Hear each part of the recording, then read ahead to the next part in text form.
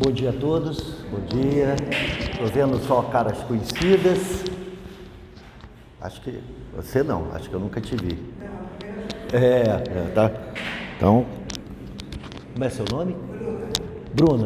Prazer tê-la aqui, tá? Espero que você goste. É um prazer ter todos aqui, todos vocês aqui, sabe que a gente não teria função nenhuma aqui a fazer, não teria nada a fazer se não fosse vocês, essa conversinha. Porque, como eu digo, palestra é só palestrante, aquele cara que realmente sabe. Eu, no máximo, ali, um conversante, né, para a gente bater um papo. A verdade é que nós corremos, né? Quem está aqui sabe que a gente corre o Evangelho, capítulo a capítulo, e agora é o nosso quarto capítulo, capítulo 4, nós vamos conversar sobre ninguém pode ver o reino de Deus se não nascer de novo. A primeira coisa que a gente pensa é: como é que eu vou entender o reino de Deus se eu não tenho a menor ideia do que é Deus? Como é que eu vou entender esse tal de reino de Deus, né, se eu não entendo Deus? E a primeira pergunta do Livro dos Espíritos, a pergunta 01, ele deixa bem claro: o que é Deus? E é interessante, Kardec, como cientista, não pergunta quem é Deus, é o que. Ou seja, o que é Deus? A resposta é também um pouco enigmática, apesar de ser bem clara. Causa primária de todas as coisas, inteligência suprema do universo. Também não diz se é uma energia, não diz, mas ele causa primária, ou seja, causa primeira. Foi o que causou tudo, né? Se nós estamos aqui, se isso está aqui, é porque Deus o fez, ou pelo menos fez a primeira matéria, que foi de transformação em transformação, até chegar a essa matéria coagulada, essa energia coagulada que vocês, todo mundo sabe que isso aqui só é sólido porque a gente vibra na mesma velocidade disso aqui. Se a gente vibrasse em velocidade diferente, mais rápida, a gente passava entre os buracos da matéria, né?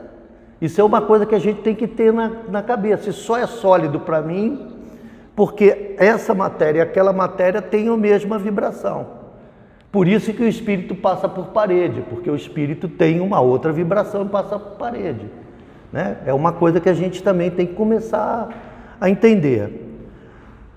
Será que a inteligência suprema do universo fez algo errado? Vamos lá, inteligência suprema. O que é inteligência suprema? Não existe nada que seja mais inteligente do que essa inteligência, né? Que tenha mais clareza do que essa inteligência, ok? Aí eu pergunto: fez algo errado?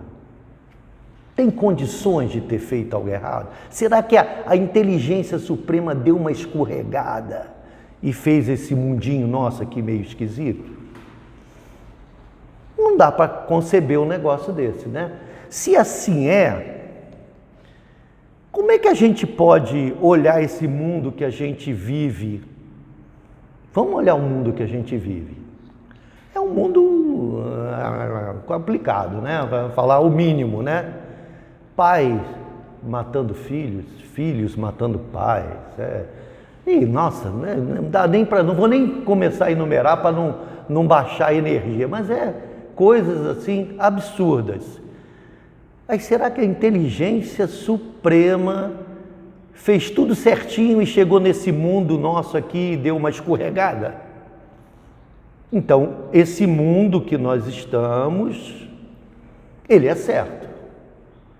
Mas como entender que esse mundo que nós estamos é certo, se o que a gente vê com o olho não está certo? Como entender isso? Como é que eu entendo isso? Como é que eu paro e dizer assim: por que essa coisa horrorosa aconteceu Se Deus está certo, é justo e bom, por que Ele deixou que isso acontecesse? E é sobre isso que a gente vai tentar conversar hoje, sobre a reencarnação, que é a única forma que a gente vai conseguir entender que esse mundo, apesar de ser tão problemático, ele é criado por nós mesmos. Eu, vocês, todos nós, é que fizemos esse mundo ser do jeito que é. E o dia que eu e vocês resolvermos mudar esse mundo muda. Por isso que esse mundo vai sair de provas e expiações, né? Que é o mundo que a gente vive, para o mundo de regeneração. Porque nós aqui, não é que o mundo vai andar sozinho. Quem vai andar somos nós e nós vamos mudar esse mundo. Mas por enquanto, né? Por enquanto está difícil. Vamos aos pouquinhos aprendendo para poder fazer isso. Para que a gente possa entender, Deus é onipresente e onisciente. Como é que ele consegue ser onipresente? Ou seja, ele está em tudo. O que é onipresente? Ele está em tudo. Então ele está em mim, está em cada célula deste corpo, ele está no plano espiritual, porque não deixa de ser matéria, só tem que uma matéria que vibra mais rápido, mas ele está lá também. Ele está em qualquer coisa, então é onipresente. Se ele está presente em tudo, ele tem ciência de tudo o que acontece, né? Se ele está em tudo, ele vê tudo o que acontece, ele sabe tudo o que acontece. E aí ele criou o tal do espírito imortal. Só tem 3 coisas no universo, né? Deus, espírito e matéria. Então Deus acima de tudo, os espíritos que somos nós, princípios inteligentes do universo, e matéria. Só existe isso. Aí Deus, quando chegou e falou assim, vou fazer mais um mané hoje. Aí, sai o Alexandre. Nasceu o Alexandre. Então, eu tive, como todos nós tivemos, a mesma origem, lá embaixo, né? Nós todos fomos criados simples e ignorantes. O que é simples e ignorante? Então, simples, a gente não conseguia elaborar nada por nós mesmos, nós não conseguíamos fazer nada por nós mesmos. E ignorantes, a gente não tinha a menor experiência de nada. Eu não tinha experiência, eu não sabia. Como eu não sabia das coisas, né? Eu nunca tinha passado por coisa nenhuma, eu não sabia de nada. Então eu nasci simples e ignorante. Mas Deus me deu um destino. Aliás, não a mim, a todos nós, né? Deu um destino. Todos nós chegaremos, daqui para lá, chegaremos lá. Espíritos puros. Espíritos puros. Aí eu pergunto, tudo bem, espírito puro, legal, bacana, né? Mas o que isso é bacana? É porque quanto mais eu vou me purificando, eu ganho mais uma coisa que todos nós procuramos. O que é? Por favor? Que? Felicidade. Então todo mundo busca, mesmo inconscientemente, ser feliz. A gente erra um pouquinho das ideias de felicidade, mas não vou nem entrar nessa hora, que é uma outra, mas de qualquer forma nós temos inato em nós esse desejo da felicidade. Então um dia Deus vai me levar, porque se ele deixasse na mão da gente, a gente ia fazer besteira um monte de vezes, depois a gente vai conversar por isso, vai me levar à felicidade. Quer dizer, então o meu destino é ser feliz, ter um espírito puro. Então, na verdade, o que eu tenho? Eu tenho um DNA divino, DNA de Deus. Eu sou um germe de um anjo. Todos nós aqui somos germes de um anjo. E Jesus falou isso claramente. Vós sois deuses. Vós sois o sal da terra. Quem não sabe, o pão feito na época tinha que jogar sal, né? A gente joga um pouquinho de açúcar, porque a farinha não é mais como era a farinha daquele tempo, para poder ele crescer. Então o que ele está dizendo? Vós sois Deus, quer dizer, você tem o DNA de Deus. E você é o sal da terra, ou seja, cabe a você fazer crescer a massa dessa terra, mudar, né? Fazer esse planeta andar, né? E a grande pergunta é, como eu vou desenvolver esse potencial? Então nós temos o germe do anjo, né? Eu acho bonito isso. Já pensou? Eu tenho o germe do anjo, tá até, né? Mas a gente esquece isso.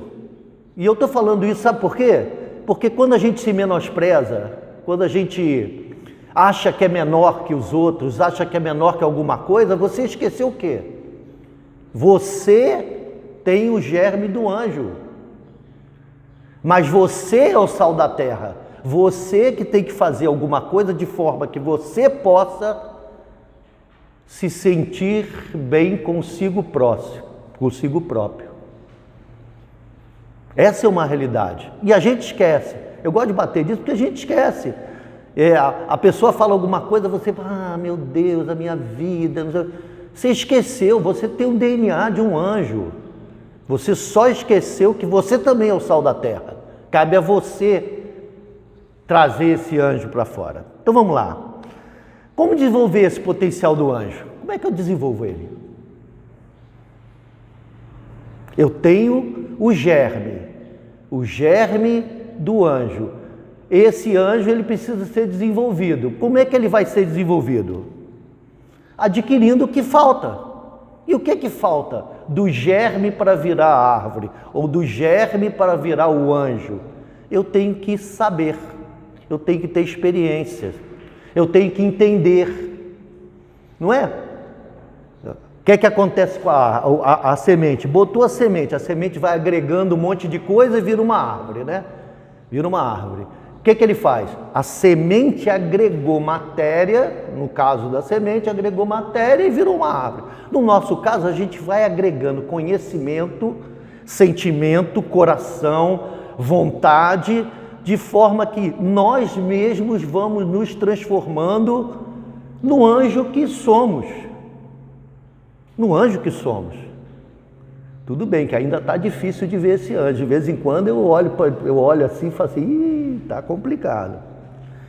Mas isso é possível numa única existência? Você acha que, né?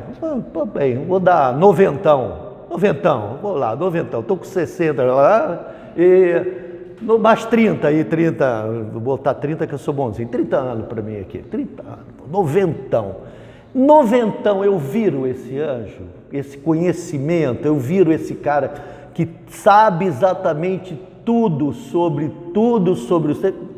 Esquece. Vamos lá. O cara Albert Einstein, um dos cérebros mais brilhantes, né? O Stephen Hawking, também um dos cérebros mais brilhantes, vai virar? Não vai, não adianta. Se não vai, significa que ou Jesus falou uma cascata para a gente, mentiu, vós sois deuses, ou tinha alguma coisa que o cristianismo perdeu ao longo do tempo. Concorda? O cristianismo, que veio nascer, perdeu ao longo do tempo. Todas as antigas religiões, né? O budismo, judaísmo e por aí vai. Taoísmo, deixa eu lembrar mais. As religiões não cristãs, né? Taoísmo, tem o Zen budismo e por aí vai, tem diversas delas. Todas elas tinham uma seguinte ideia: você perdeu o corpo de carne, Alexandre incinerou, né? Viu o sol, começou a botar o paletó de madeira, né? Vestiu o paletó de madeira, mas sobrou alguma coisa do Alexandre. E essa sobra do Alexandre tem que ir para algum lugar. O cristianismo bota que vai para o céu ou para o inferno. E diz que só vai para o céu quem não tiver nenhum pecado capital. Aí eu peguei até uns pecados capitais, até peguei aqui só para a gente ver. Eu vou falar só do 2º, do 8º e do 9º. 2º, não tomar seu nome em vão. Aí eu quero ver aqui quem não velou e assim, meu Deus, por que isso? Quem não? Nunca. O 8º, não levantar em vão falso testemunho. Mãe, eu juro que eu não fiz isso. Aquela pedrada que deu na janela da vizinha não fui eu. Eu não posso nem falar nada, fico até vergonhado disso, né? E olha que como eu falava, né? Não cobiçará as coisas ali. Quem não viu um carro bonitaço, carro para homem, mas mulher, aquele Labotan, aquele sapato maravilhoso, né? E o homem geralmente é o carro, né? Aquela Maserati passando assim, fala, meu Deus, como eu quero ter um carro dele.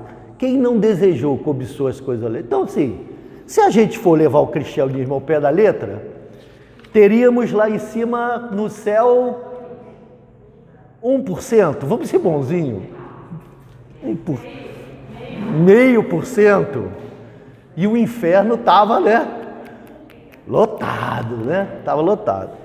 Então, se o cristianismo hoje fala sobre isso, né, é porque se esqueceu, ao longo do tempo, dessa realidade da reencarnação que o espiritismo, na verdade, o livro dos Espíritos foi a grande, como é que eu vou colocar? A grande verdade, a segunda palavra do alfabeto divino, né? A primeira foi Cristo que colocou o amor, né? E a segunda grande palavra é reencarnação. E aí, o que a gente vai falar por isso? A gente pega o judaísmo, por exemplo. O judaísmo não falava de reencarnação, falava.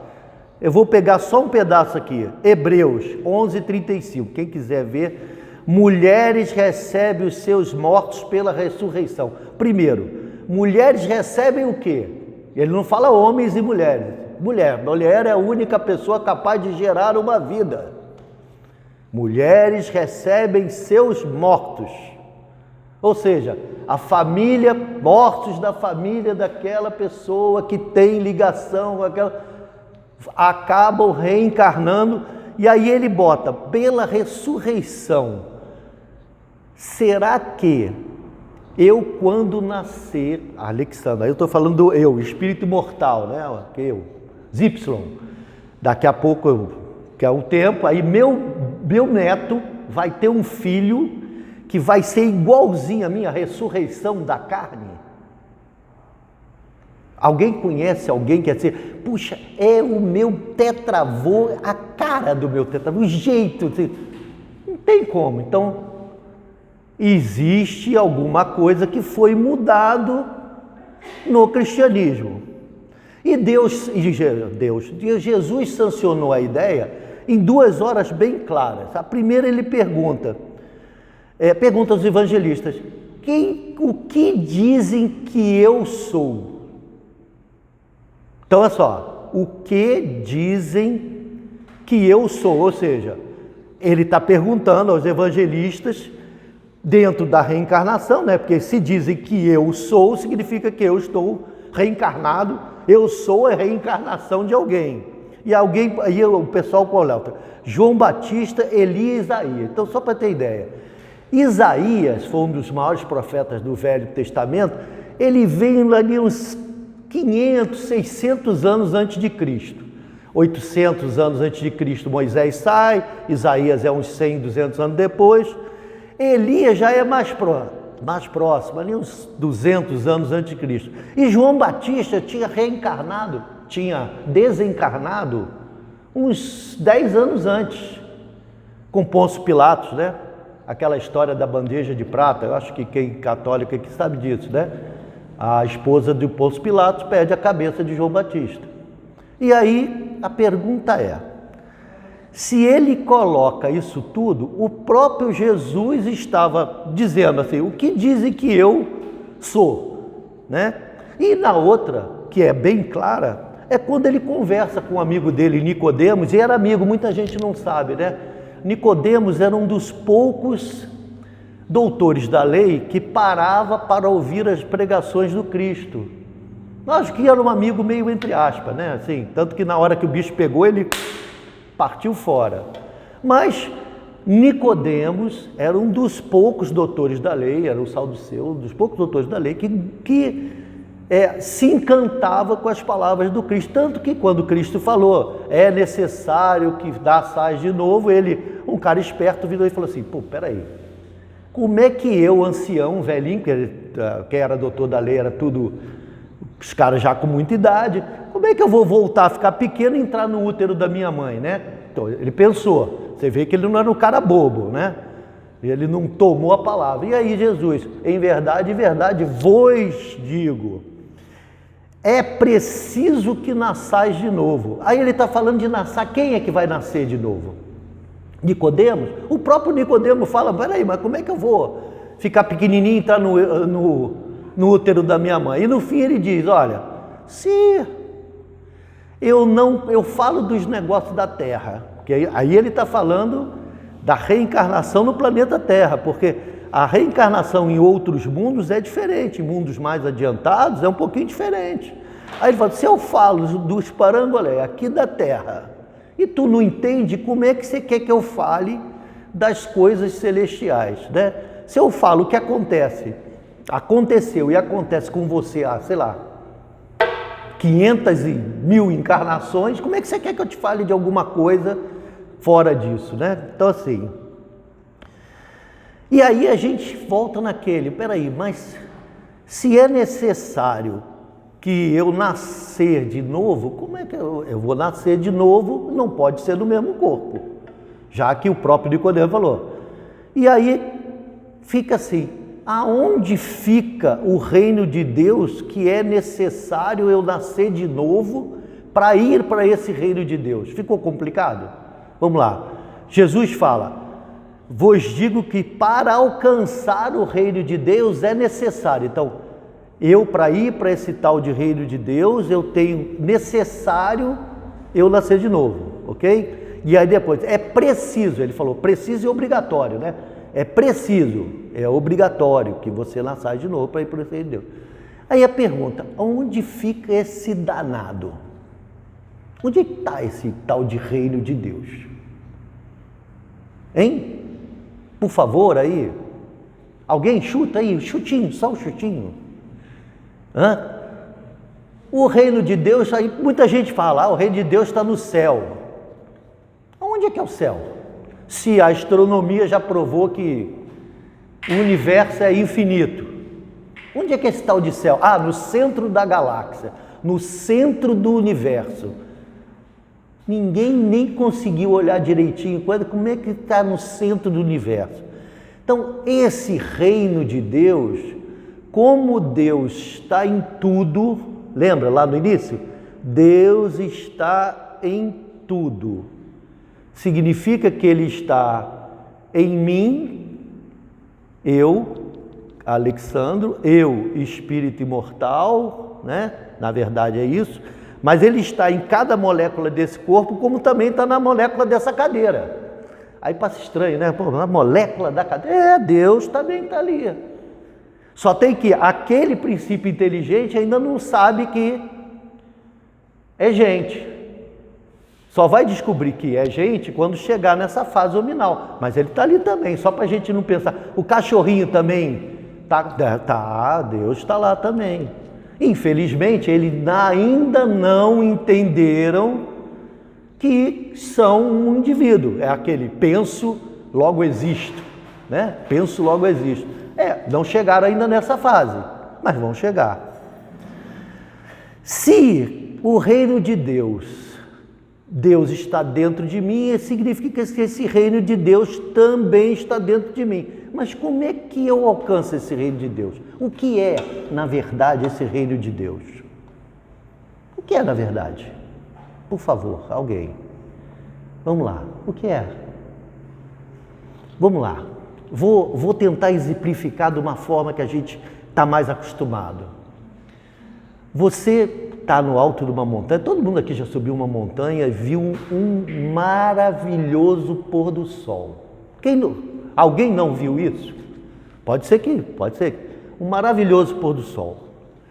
Durante uma fração de minuto, não dá nem muito tempo, durante 15, 20 segundos, você está pleno. O mundo acabou, os problemas foram embora. Aquilo, sabe, acabou. É você e aquele maravilhoso pôr do sol. Alguém deixou de sentir isso? Alguém? Porque eu posso estar falando algo que a pessoa que não consiga. Então, nesse momento que a gente só alcança ali 10 segundos, 15 segundos, né? É verdade, porque logo depois você começa, ai meu Deus, eu tenho a conta para pagar, eu tenho não sei o quê, eu vou ter que descer da montanha, a minha perna vai doer, e começa, né? Milhões de coisas, né? Mas naqueles você alcançou o reino de Deus, aquela sensação de plenitude, da consciência tranquila, o suficiente para você se sentir feliz. Feliz por quê? Porque eu sou feliz.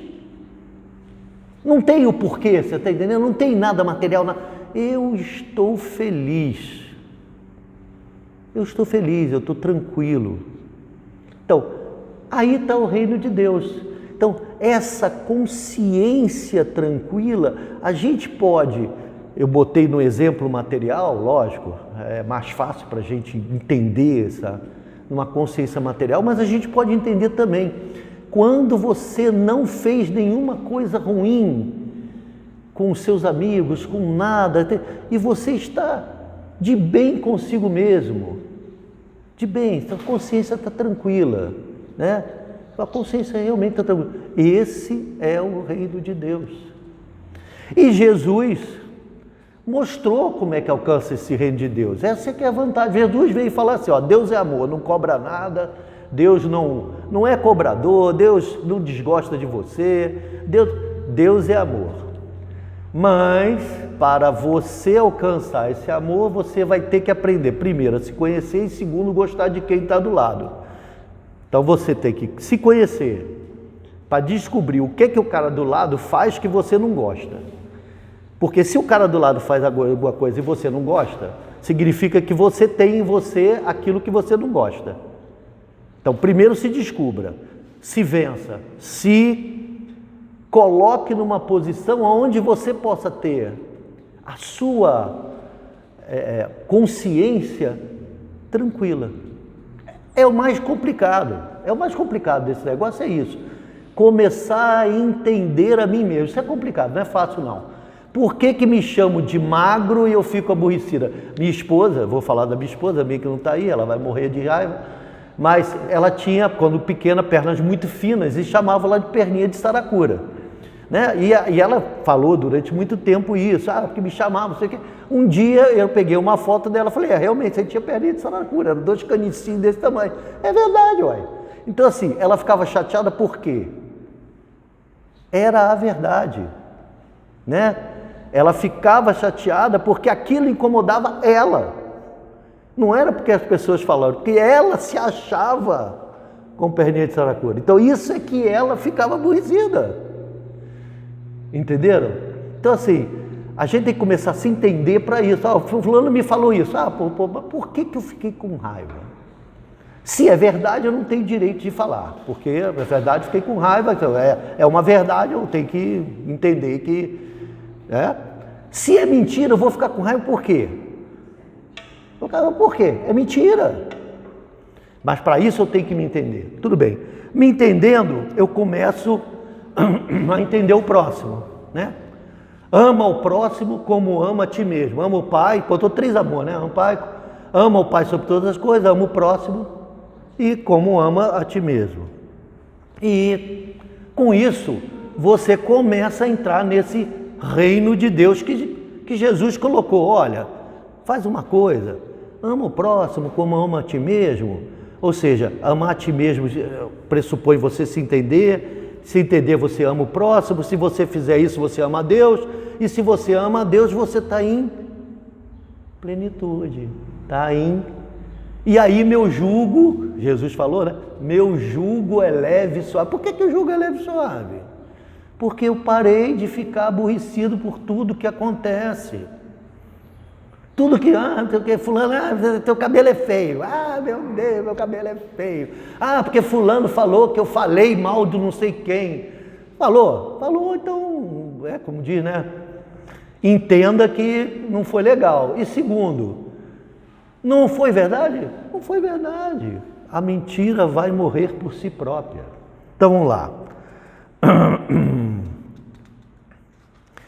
E a pergunta é, vamos lá, vamos continuar. Por que a reencarnação subiu do cristianismo? Alguém sabe? Eu vou contar uma historinha, tá? O que aconteceu? Nós temos, eu vou ter que me estender um pouquinho, eu vou gastar 1 minuto só. Roma tomou o mundo conhecido, né? Então ela tomou desde a Grã-Bretanha, né? Até o início da Eurásia ali, a Europa e um pedaço da Ásia, né? Ok. Era um reino muito grande, dividiram esse reino, tinha tal dos tetrarcas, tetrarca é o cara que valia por 4, ele ficava num lugar e outro ficava por outro lugar e dividiram o reino de Roma mais ou menos assim. Vieram os reinos bárbaros e acabaram com o romano vindo lá da própria Gália, né, que é hoje Inglaterra, pegando e empurrando o romano praticamente só para dentro da Itália, onde tem Roma, né? Só para dentro ali. E quando ele perdeu, o Império Romano do Ocidental sumiu, mas o Império Romano Oriental continuou existindo e era chamado de Império Bizantino. É só porque, eu nem sei por que bizantino, mas de qualquer forma foi isso que aconteceu. Lá por 550, eu tenho a data toda, deixa eu pegar direitinho.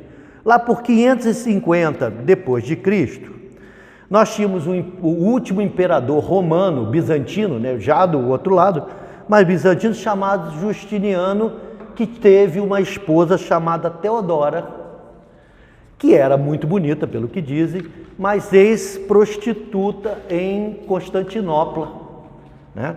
E aí, quando ela virou a preferida do Justiniano, ela começou a ser chantageada pelas ex-colegas de trabalho dela. E ela pediu ao Justiniano para passar elas todas na faca. Mandou matar todas as ex-colegas de trabalho. Com isso, os cristãos da época começaram a chamar, logicamente, ela de assassina e dizer havia diversas correntes do cristianismo, o cristianismo ainda estava se acertando, né? Ainda havia correio, tanto que até hoje tem a igreja ortodoxa cristã, a igreja romana cristã, então a coisa ainda estava meio complicada. E aí o pessoal começou a dizer, você vai morrer, né, nas suas próximas encarnações de forma horrível, tantas forem as pessoas que você mandou matar. E com isso, Teodora achou legal, né?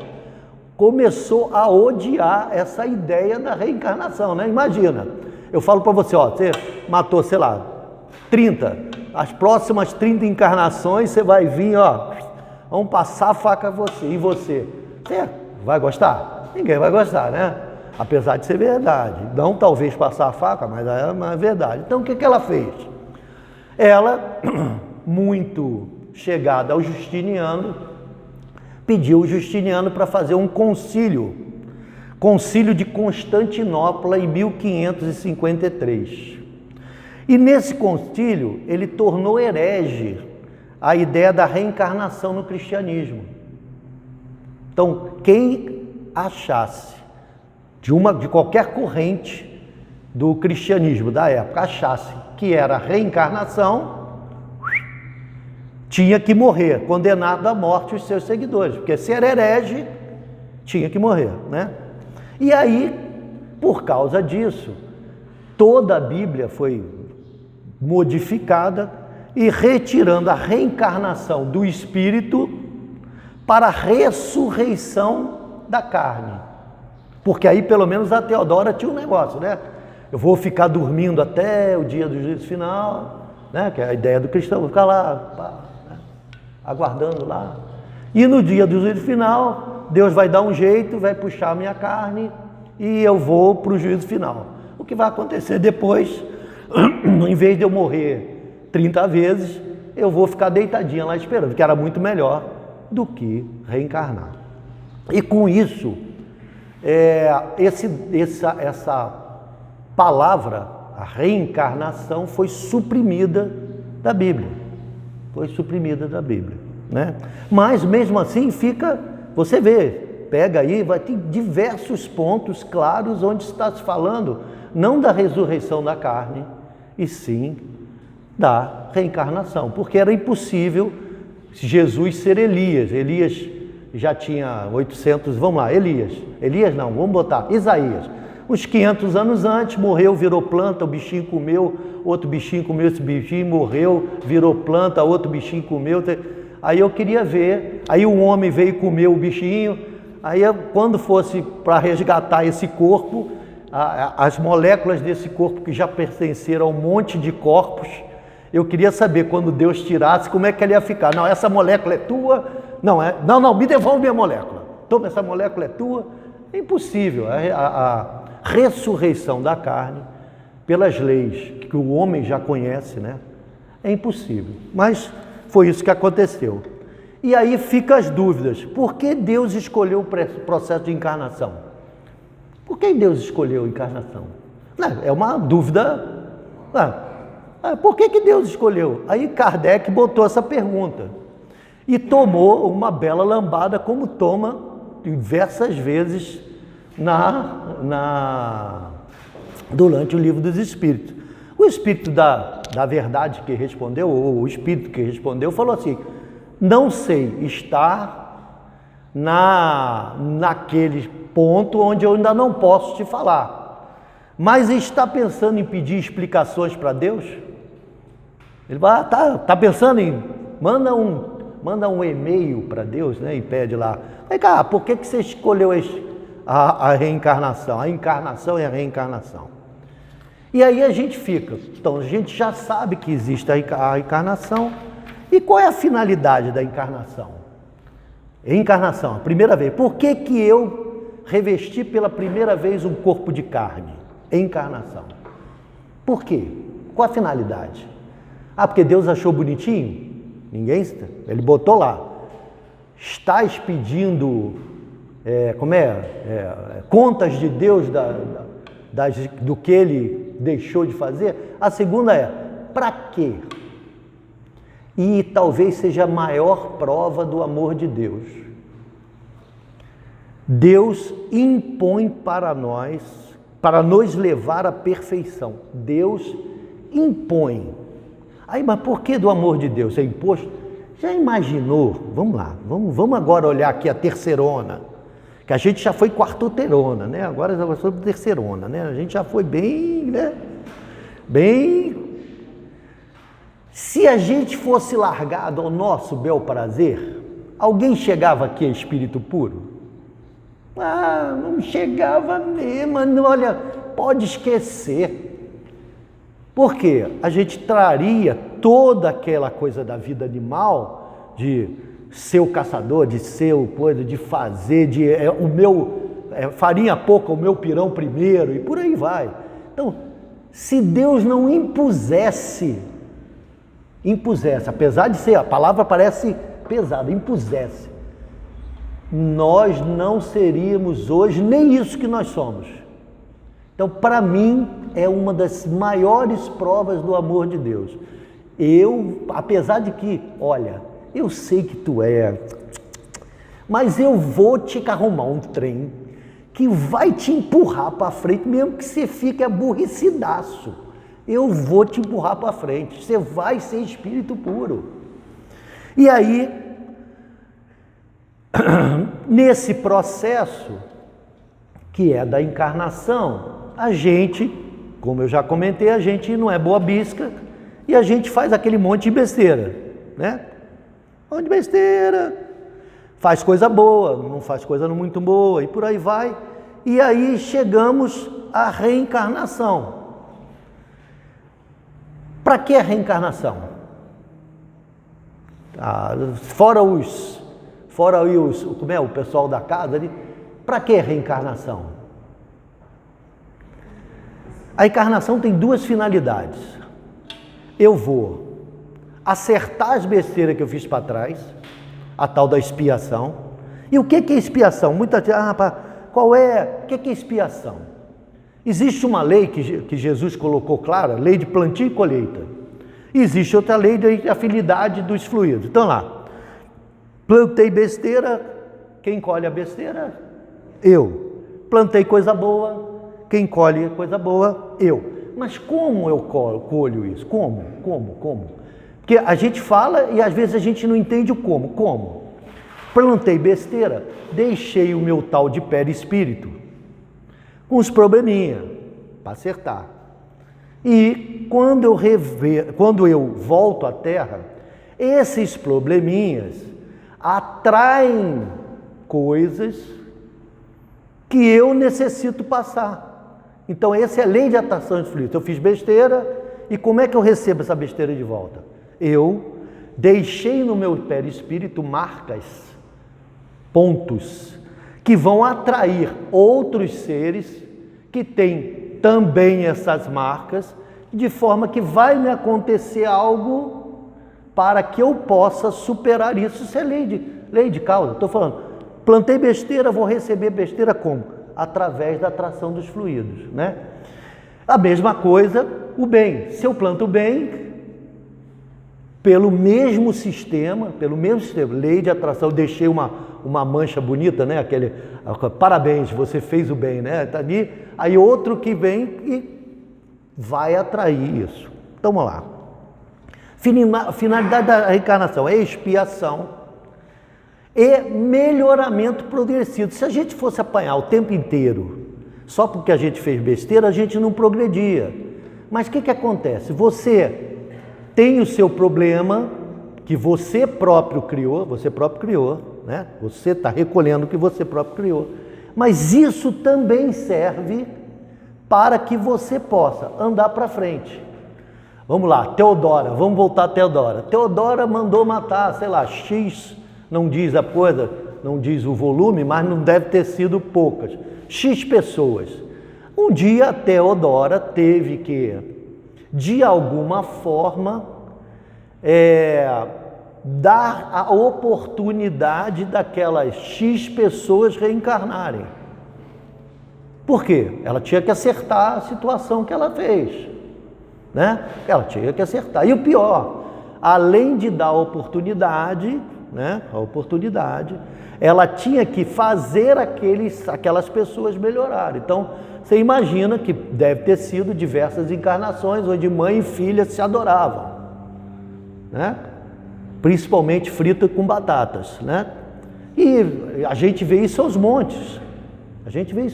Então, assim, a gente começa a notar que essa lei, ela nos alcança sempre. O que cabe para a gente eu estou com uma fase ruim, nós estamos numa fase, estou numa fase ruim, só estou recolhendo o que eu plantei.